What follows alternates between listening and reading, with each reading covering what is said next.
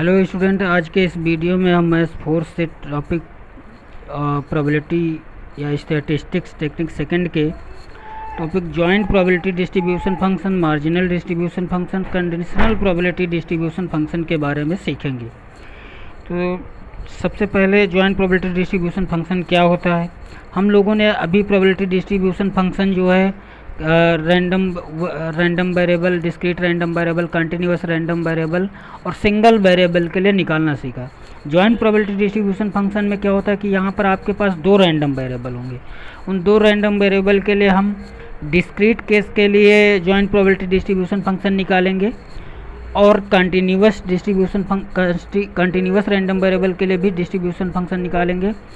Conditional probability distribution भी इसी तरीके से हम डिस्क्रीट और रैंडम के लिए निकालेंगे और मार्जिनल डिस्ट्रीब्यूशन भी हम डिस्क्रीट और रैंडम के लिए निकालेंगे। तो सबसे पहले थोड़ी सी बेसिक मीनिंग हम समझ लेते हैं कि जॉइंट प्रोबेबिलिटी डिस्ट्रीब्यूशन का मीनिंग क्या होता है। कि जैसे मान लीजिए आपके पास एक बर्तन है जिसमें आपके पास 4 रेड गेंदें हैं, 4 रेड बॉल हैं, 3 ग्रीन बॉल हैं और 5 ब्लैक बॉल हैं। अब इसमें से आपसे कोई कह दे कि 2 बॉल निकालिए, 2 बॉल निकाली जा रही हैं। तो 2 बॉल निकाली जा रही हैं। अब जैसे हम 3 सिक्के एक साथ उछाल रहे थे तो उसमें हमने कहा था कि let x denote the number of heads. इसी तरीके से यहाँ पर हम 2 वेरिएबल कंसीडर करते हैं। पहले कंसीडर करते हैं एक्स और एक वाई। एक्स हम मान लेते हैं नंबर ऑफ रेड बॉल और वाई हम मान लेते हैं नंबर ऑफ ग्रीन बॉल मान लो। अब हमें इनके लिए प्रोबेबिलिटी डिस्ट्रीब्यूशन फंक्शन निकालना है तो हमें एक टेबल बनानी पड़ेगी। टेबल इस तरीके से बनाएंगे हम कुछ, जिसमें आप ऐसे रो और कॉलम में अरेंज करेंगे। यहाँ पर एक ऐसे लाइन खींच लेंगे। इस साइड आप x की वैल्यू लिख लीजिए, इस साइड आप y की वैल्यू लिख लीजिए। यहाँ पर x number of red ball को डिनोट कर रहा है, तो यहाँ पर रेड बॉल कितनी है, 4 हैं। तो रेड बॉल 0 हो सकती, 1 हो सकती, 2 हो सकती, 3 हो सकती और 4 हो सकती। इसी तरीके से ग्रीन बॉल यहाँ पर 0 हो सकती है, 1 हो सकती है, 2 हो सकती है, 3 हो सकती है। अब हम 2 बॉल जब एक साथ निकाल रहे हैं, टोटल बॉल हमारे पास इसमें 4 3 7 5 12। तो 12 में से 2 बॉल निकालने का तरीका 12 C2 होगा। ये टोटल सैंपल स्पेस बनेगा। अब हमें इसका मीनिंग समझना है कि हम जब 2 बॉल निकाल रहे हैं तो 0 हमारी रेड बॉल निकले और 0 ही हमारी ग्रीन बॉल निकले। तो 0 रेड 0 ग्रीन, इसका मतलब रेड ग्रीन दोनों बॉल न निकले। तो 2 बॉल जो हम निकाल रहे हैं वो हमारी ब्लैक होनी चाहिए। तो इसका मतलब है ये 5C2/12C2 बनेगा। तो यहाँ पर ये लिख जाएगा 5C2/12C2। इसको आप सॉल्व कर लेंगे, जो आएगा वैल्यू लिख देंगे। इसी तरीके से इसका मतलब है कि एक बॉल हमारी रेड होनी चाहिए। 1 और 0 का मतलब होगा एक बॉल रेड होनी चाहिए और 0 बॉल ग्रीन होनी चाहिए। तो एक बॉल रेड, 2 बॉल निकाली जा रही हैं, तो एक बॉल रेड होनी चाहिए, 2 बॉल ग्रीन होनी चाहिए। तो इसके लिए हम करेंगे क्या कि एक तो हमारी 4C1 से निकले, मतलब 4 रेड में से एक बॉल निकले और 0 ग्रीन का मतलब है बाकी एक बॉल जो है वो हमारी ब्लैक से निकले। तो इंटू 5C1, 2 बॉल निकालनी अपॉन 12C2। इसको सॉल्व करेंगे तो यहाँ पर वैल्यू लिखी जाएगी। इसी तरीके से इसका मतलब है 2 बॉल निकाल रहे हैं, 2 बॉल रेड हो, 0 ग्रीन हो, तो इस तरीके से 4C2/12C2 वैल्यू यहाँ पर लिखी। फिर इसका मतलब है 3 रेड बॉल 0 ग्रीन बॉल। तो हमें टोटल 2 ही बॉल निकाल रहे हैं, तो 3 रेड बॉल और 0 ग्रीन बॉल नहीं निकल सकता, इसलिए इसकी probability 0। 4 red ball 0 green ball, यहाँ पर भी इसकी प्रोबेबिलिटी 0। इस तरीके से एक टेबल तैयार होगी जिसको हम प्रोबेबिलिटी डिस्ट्रीब्यूशन कहते हैं। आपके यहाँ कोर्स में आपके पास टेबल बनी बनाई मिलेगी। आपसे सीधे आपको मार्जिनल डिस्ट्रीब्यूशन या कंडीशनल डिस्ट्रीब्यूशन फाइंड करना है। तो सबसे पहले यहाँ पर हम लिखा है जॉइंट प्रोबेबिलिटी डिस्ट्रीब्यूशन फंक्शन की डिफिनीशन सीख लेते हैं। तो यहाँ पर लिखा है let x y be two random variable defined on the same sample space. एक ही सैम्पल स्पेस में दो रैंडम वेरिएबल डिफाइन किए गए हैं।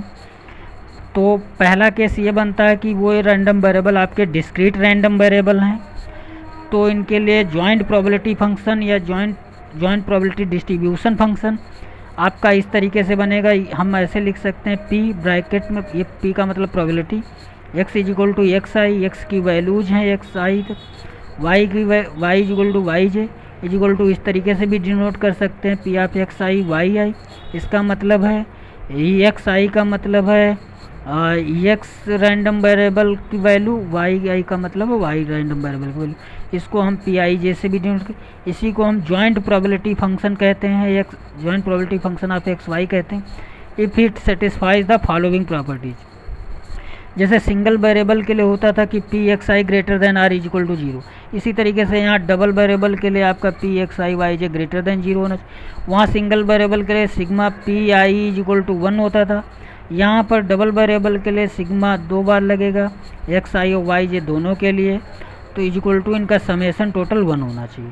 इसी तरीके से दूसरा केस बनता है कि जब एक्स वाई दोनों ही कंटिन्यूस रैंडम वेरिएबल हों, तब प्रोबेबिलिटी डेंसिटी फंक्शन। एक बात और कि इसके लिए प्रोबेबिलिटी सिंपल प्रोबेबिलिटी फंक्शन बोलते हैं, और जब कंटिन्यूस या प्रोबेबिलिटी मास फंक्शन बोलते हैं, और जब कंटिन्यूस रैंडम वेरिएबल होता है तो इसे प्रोबेबिलिटी डेंसिटी फंक्शन। यहाँ 2 वेरिएबल के लिए निकाला जा रहा है, तो इसलिए जॉइंट प्रोबेबिलिटी डेंसिटी फंक्शन भी इसको बोलते हैं। तो जॉइंट प्रोबेबिलिटी डेंसिटी फंक्शन ये बनेगा यदि आप इसी तरीके से, इसका denoting symbol f of x y है, जिसे जॉइंट प्रोबेबिलिटी डेंसिटी फंक्शन, ये satisfies the following condition f x y greater than zero, और ये minus infinity to infinity double integration f of x y d x y is equal to 1 होना चाहिए। जैसे वहाँ एक सिंगल वेरिएबल के लिए f x d x is equal to 1 होता था, यहाँ डबल वेरिएबल के लिए वही काम हो रहा है। नेक्स्ट, अब हम उसको क्या कहते हैं, ये जॉइंट प्रोबेबिलिटी फंक्शन हो गया। अब हम लोग मार्जिनल प्रोबेबिलिटी डिस्ट्रीब्यूशन क्या होता है इसके बारे में सीख लेते हैं। मतलब मार्जिनल प्रोबेबिलिटी डिस्ट्रीब्यूशन में होता क्या है, इसमें क्या होता है कि या तो हम marginal probability distribution of x निकालते हैं, या फिर marginal probability distribution of y निकालते हैं। जब मार्जिनल प्रोबेबिलिटी डिस्ट्रीब्यूशन हम एक्स निकालते हैं तो वहाँ पर एक्स की वैल्यू फिक्स कर लेते हैं, वाई की वैल्यू हम वेरी कराते रहते हैं, अलग अलग रखते रहते हैं। और जब हम मार्जिनल प्रोबेबिलिटी ऑफ वाई निकालते हैं तो वहाँ पर हम एक्स की वैल्यू से वेरीज कराते हैं। जैसे यहाँ पर भी 2 केस बनेंगे। पहला case in case of discrete variable, marginal probability of x for x is equal to X I, इसका denoting symbol G X I से डिनोट कर सकते हैं मार्जिनल प्रोबेबिलिटी डिस्ट्रीब्यूशन को, या फिर पी प्रोबेबिलिटी ऑफ ब्रैकेट में x is equal to x से भी डिनोट कर सकते हैं। ये होता है sigma j is equal to 1 to n। यहाँ मतलब सिग्मा केवल एक ही बार लगाए और वो भी जे के लिए काम कर रहा है। जे की वैल्यू इसमें बदलती जाएंगी और आई की वैल्यू फिक्स रहेगी। जैसे मान लीजिए यहाँ x1 कर लें, या यहाँ पर x1 कर लें, तो यहाँ पर ये आई की जगह 1 ही बना रहेगा। जे की वैल्यू 1 से लेकर के जितने भी नंबर ऑफ वेरिएबल्स दिए होंगे वहाँ तक आप इसको ले जा कर के जोड़ देंगे। ये आपका marginal probability of x for x is equal to X I. इसी तरीके से marginal probability of Y for Y is equal to Y J, इसी तरीके से इसको एच वाई जे से डिनोट करते हैं, या फिर इसको हम probability of Y is equal to Y से भी डिनोट कर सकते हैं। ये होता है sigma I is equal to 1 to n P I J. और इसी तरीके से इसमें आई की वैल्यू वेरी करती रहेगी, मतलब एक्स के नंबर ऑफ रैंडम वेरिएबल अलग अलग आते रहेंगे और जे फिक्स हो जाएगा। फिर इस तरीके से केस सेकंड के लिए भी कंटिन्यूस केस सेकंड के लिए भी मार्जिनल प्रोबेबिलिटी निकालते हैं। तो केस सेकंड मतलब case of continuous random variable. तो कंटिन्यूस रैंडम वेरिएबल के लिए भी मार्जिनल प्रोबेबिलिटी निकालने का फार्मूला है। तो सबसे पहले मार्जिनल प्रोबेबिलिटी फॉर एक्स, इसको जी एक्स से डिनोट करेंगे। यहाँ पर कंटिन्यूस का मतलब किसी इंटरवल में काम करना, तो यहाँ समेसन नहीं काम करेगा, यहाँ इंटीग्रेशन लगेगा, और integration minus infinity to infinity f x y. यहाँ पर जी एक्स निकालना है तो डी वाई के रेस्पेक्ट में इंटीग्रेट करना है। जब डी वाई के रेस्पेक्ट में इंटीग्रेट करना है तो एक्स आपका कांस्टेंट बना रहेगा, तो आपकी जो वैल्यू मिलेगी वो एक्स के टर्म में मिलेगी। इसी तरीके से जब मार्जिनल प्रोबेबिलिटी फॉर वाई निकालना है तो हमें इसे एच वाई से डिनोट किया, और ये इंटीग्रेशन माइनस इन्फिनिटी इसको हमने एक्स के रेस्पेक्ट में इंटीग्रेट किया, तो वाई कांस्टेंट यहाँ पर बना रहेगा। नेक्स्ट हम कंडीशनल प्रोबेबिलिटी डिस्ट्रीब्यूशन के बारे में सीख लेते हैं। कंडीशनल प्रोबेबिलिटी डिस्ट्रीब्यूशन भी दो केस के लिए होता है, एक तो डिस्क्रीट वेरिएबल के लिए होता है और एक कंटिन्यूअस वेरिएबल के लिए होता है। तो सबसे पहले हम डिस्क्रीट वेरिएबल के लिए कंडीशनल प्रोबेबिलिटी फार्मूला जान लेते हैं। इसको मान ली लिखा हुआ है the conditional probability of x for given y. यहाँ पर x के लिए कंडीशनल प्रोबेबिलिटी y यहाँ पर एक फिक्स वैल्यू दी होगी, जिसके लिए हमें x के लिए कंडीशनल प्रोबेबिलिटी निकालनी है। तो इसका डिनोटिंग सिंबल है G of X I upon Y J. इसको हम ऐसे भी डिनोट कर सकते हैं p x is equal to x, और यहाँ पर नीचे लिखेंगे, ये पूरा नीचे लिखेंगे p of y is equal to y, इस तरीके से लिख लेते हैं, या फिर जी एक्स अपान वाई भी डिनोट कर सकते हैं। इसको निकालने का फार्मूला ये है। इसको conditional probability of x for given Y निकालने के लिए प्रोबेबिलिटी ऑफ एक्स बराबर एक्स आई कामा वाई बराबर Y J, probability of Y is equal to Y J, या फिर इसको इस तरीके से भी डिनोट कर सकते हैं। ये फार्मूले आपको याद रखने, तभी आप इससे रिलेटेड न्यूमेरिकल कर पाएंगे।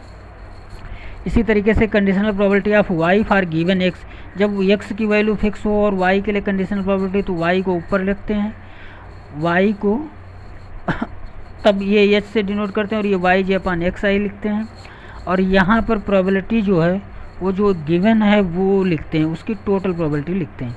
फिर इसी तरीके से कंटिन्यूअस वेरिएबल के लिए फार्मूला है G x upon Y F of x Y. F of x Y probability density function है, क्वेश्चन में दिया रहेगा। ये H of Y conditional probability है, सॉरी मार्जिनल प्रोबेबिलिटी डिस्ट्रीब्यूशन से आएगा, यहाँ पर वो वैल्यू रख देंगे। इसी तरीके से हम एच वाई बाई एक्स के लिए इस तरीके से प्रोबेबिलिटी कंडीशनल डिस्ट्रीब्यूशन निकाल लेंगे। अब हम इससे रिलेटेड एक न्यूमेरिकल करते हैं। तो सबसे पहले एक प्रॉब्लम दी हुई है, लिखा हुआ है for the joint probability distribution function of two random variables x and y given below. तो सबसे पहले यहाँ पर ये टेबल क्वेश्चन में दी होगी।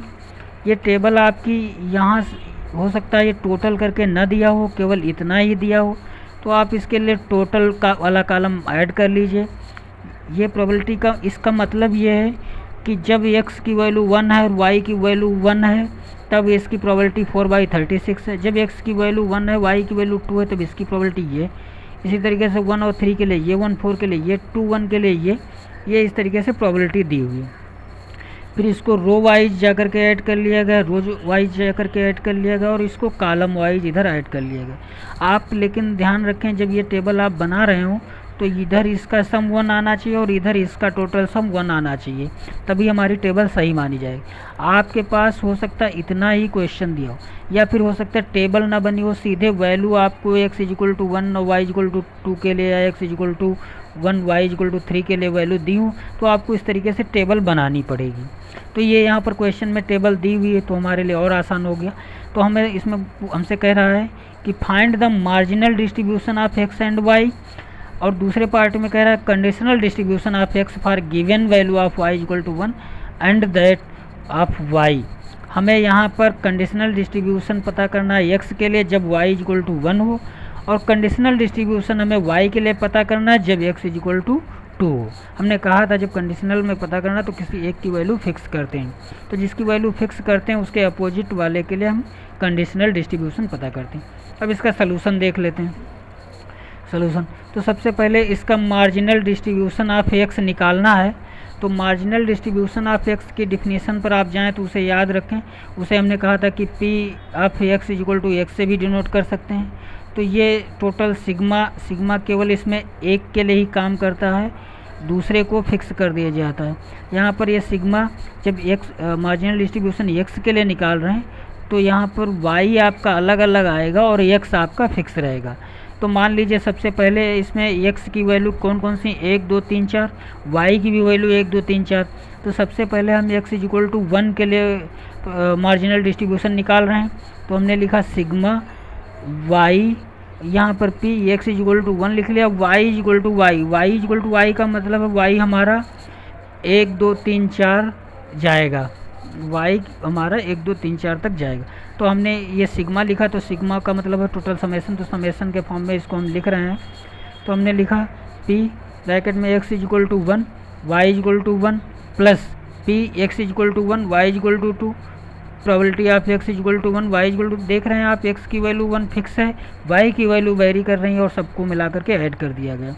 तो इसका मतलब है probability of x equal to 1 y equal to 1, तो probability of x equal to 1 y equal to 1 4/36 फिर probability of x equal to 1 y equal to 2 x equal to 1 y equal to 2 3/36 फिर x equal to 1 y equal to 3 2/36 फिर इसी तरीके से x equal to 1 y equal to 4 1/36 total लिख दिया, ये add कर दिया। तो ये हमारा marginal distribution for x equal to 1 के लिए ये निकला है। तो हम सीधे देखें कि यदि हमें probability distribution for x equal to 1 के लिए निकालना है, x इक्वल टू 1 के लिए, तो ये टोटल इसका समेसन 10/36 बन रहा। इसी तरीके से हम x बराबर 2 के लिए निकालेंगे तो इसका टोटल समेसन 9/36 आएगा। इसी तरीके से हम 3 के लिए निकालेंगे 8/36, इसी तरीके से 4 के लिए निकालेंगे तो 9/36। तो हमने सिमिलरली करके ये टेबल से ही देखना आपको बता दिया कि कैसे देखते हैं। तो हमने p बराबर x/2 के लिए 9/36, इसी तरीके से x बराबर 3 8/36, x बराबर 4 के लिए 9/36। अब जो ये वैल्यू निकाल ली तो इसके लिए हम एक टेबल फॉर्म में लिख देते हैं, तो ये बेटर लिखने का तरीका माना जाता है। तो हम जो है अब लिख रहे हैं मार्जिनल डिस्ट्रीब्यूशन ऑफ x। हमने x इक्वल टू जब 1 है, जब x इक्वल टू 1 है तो हमारे लिए मार्जिनल डिस्ट्रीब्यूशन 10/36, जब x इक्वल टू 2 है तो मार्जिनल डिस्ट्रीब्यूशन 9/36, इसी तरीके से 8/36 9/, ये हमने मार्जिनल डिस्ट्रीब्यूशन ऑफ x निकाल लिया। अब हम जो है मार्जिनल डिस्ट्रीब्यूशन ऑफ y निकालते हैं। तो मार्जिनल डिस्ट्रीब्यूशन ऑफ y बिल्कुल सेम उसी तरीके से निकालेंगे जैसे हम जो है मार्जिनल डिस्ट्रीब्यूशन ऑफ x निकाले थे। तो इसका y का निकालने के लिए यहाँ पर y फिक्स होगा, x आपका अलग अलग जाएगा। तो उसी तरीके से हमने ये फार्मूला यहाँ पर x लिख दिया है, सिग्मा x के लिए काम करेगा और यहाँ पर y आपका फिक्स रहेगा। तो मान लीजिए सबसे पहले आप y इक्वल टू 1 के लिए निकालते हैं तो इस तरीके से लिखेंगे और फिर ये x की वैल्यू 1 2 3 4 तक जाती हैं तो आप x के लिए 1 2 3 4 ही रखेंगे, y के लिए आपको हर जगह फिक्स वैल्यू 1 रखनी है। अब x equal to 1 y equal to 1 पर प्रोबेबिलिटी 4/36 ही है। फिर x equal to 2 x equal to 2 y equal to 1 तो ये आपका 1/36 है। फिर x equal to 3 y equal to 1 तो ये 5/36। इसी तरीके से x equal to 4 y equal to 1 तो 1/36 टोटल ऐड कर दिया तो ये हमारा 11/36 marginal distribution of y equal to 1 के लिए निकल आएगा। तो हम ये लिखने से बेटर कहो तो सीधे टेबल से ही देख करके निकाल लें। तो सिमिलरली हमने लिखा y इक्वल टू 2 के लिए, जब y इक्वल टू 2 मतलब ये, तो ये इसका समेसन जो है 9/36 लिख दिया जाए। इसी तरीके से y इक्वल टू 3 के लिए मार्जिनल डिस्ट्रीब्यूशन 7/36 हो जाएगा। इसी तरीके से 4 के लिए 9/36 हो जाएगा। इसलिए हमने मार्जिनल डिस्ट्रीब्यूशन फॉर y निकाल लिया। तो और इसके लिए अब टेबल बना दी 1 के लिए जो वैल्यू, वो टेबल हमने बना करके लिख दिया। एक सही तरीके से आंसर लिख गया। अब इसके बाद हम इसके लिए कंडीशनल प्रोबेबिलिटी डिस्ट्रीब्यूशन निकालते हैं। कंडीशनल प्रोबेबिलिटी फंक्शन निकालने के लिए आप x given y is defined as, हमने अभी कंडीशनल प्रोबेबिलिटी फंक्शन के लिए हमने डिफिनीशन बताई थी कि हम इसे x/y से ऐसे डिनोट कर सकते हैं। जब हम x का निकाल रहे होते हैं तो y फिक्स होता है। तो यहाँ पर हम ये डिफिनीशन होती है, हमने अभी पीछे लिख रखा है। तो सबसे पहले हम मान लीजिए x बराबर 1 के लिए, और यहाँ क्वेश्चन में आपके दिया हुआ है कि जो कंडीशनल प्रोबेबिलिटी निकालनी है वो x के लिए निकालनी है जब y इक्वल टू 1 हो, x के लिए निकालनी है जब y इक्वल टू 1। तो यहाँ पर y इक्वल टू 1 ही रहेगा हर जगह और x की वैल्यू वेरी करती रहेगी, x की वैल्यू 1 2 3 4 ऐसे करके। तो अब देख लीजिए, तो हमने लिखा सबसे पहले x equal to 1 y equal to 1, तो यहाँ पर probability of x equal to 1 y equal to 1 लिखा, यहाँ पर probability of y is equal to 1 लिखा।